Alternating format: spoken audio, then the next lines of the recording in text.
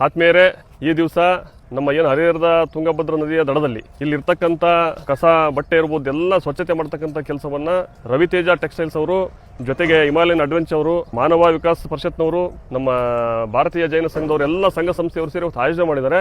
ಹಾಗಾಗಿ ಇಲ್ಲಿ ಏನು ಬಟ್ಟೆ ಇರ್ಬೋದು ಬಹಳಷ್ಟು ಕಸದ ರಾಶಿ ಇತ್ತು, ಸುಮಾರಷ್ಟು ಅದನ್ನೆಲ್ಲ ಎತ್ಕೊಂಡ್ಬಂದು ಇಲ್ಲಿಟ್ಟಿದ್ದಾರೆ. ಈ ರೀತಿಯ ಕಾರ್ಯವನ್ನ ಮಾಡ್ತಕ್ಕಂಥದ್ದು ಇಡೀ ಸಮಾಜದ ದೃಷ್ಟಿಯಿಂದ ತುಂಬಾ ಒಳ್ಳೆಯದು. ಇವತ್ತು ನಗರವನ್ನ ಸ್ವಚ್ಛವಾಗಿರ್ತಕ್ಕಂಥದ್ದು, ನದಿ ದಡಗಳನ್ನ ಸ್ವಚ್ಛವಾಗಿರ್ತಕ್ಕಂಥದ್ದು, ಕೆರೆ ಕಟ್ಟೆಗಳನ್ನ ಸ್ವಚ್ಛವಾಗಿರ್ತಕ್ಕಂಥದ್ದು ಸರ್ಕಾರದ ಕೆಲಸ ಅಷ್ಟೇ ಮಾತ್ರ ಅಲ್ಲ, ಸಂಘ ಸಂಸ್ಥೆಗಳು ಸಮಾಜದ ಕೆಲಸನೂ ಸಹಿತ.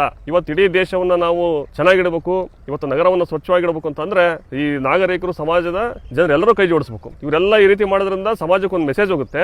ಏನ್ ಮೆಸೇಜ್ ಅಂದ್ರೆ, ಯಾರಾದ್ರೂ ಒಳಗೆ ಬಂದ್ರೆ ನಾವು ಬಟ್ಟೆಗಳನ್ನ ಅಲ್ಲಿ ಬೀಸಾಕಂಥದ್ದು, ಬಾಟ್ಲಿ ಬೀಸಾಕಂಥದ್ದು, ಕಸ ಬೀಸಾಕಂಥದ್ರ ಬಗ್ಗೆ ಅವ್ರಿಗೆ ಎಲ್ಲೋ ಒಂದ್ ಕಡೆ ಅವೇರ್ನೆಸ್ ಮೂಡುತ್ತೆ ಅಂದ್ರೆ ತಪ್ಪಾಗೋದಿಲ್ಲ. ಈ ರೀತಿಯ ಕಾರ್ಯವನ್ನು ಮಾಡಿದಂತ ರವಿತೇಜ ಟೆಕ್ಸ್ಟೈಲ್ಸ್ ಅವರಿಗೆ ನಾನು ತುಂಬ ಹೃದಯದ ಧನ್ಯವಾದಗಳನ್ನ ಹೇಳಲಿಕ್ಕೆ ಇಷ್ಟಪಡ್ತೀನಿ.